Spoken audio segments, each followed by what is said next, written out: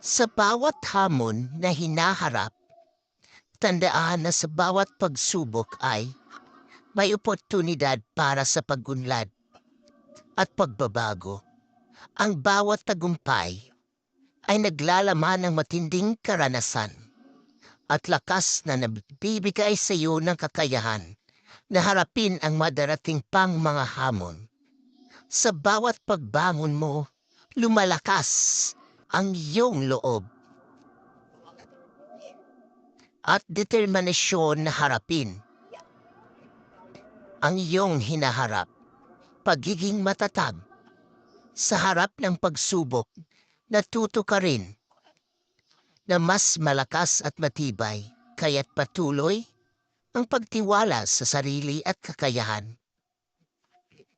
mo na mabalagpasan ang lahat ng hamon.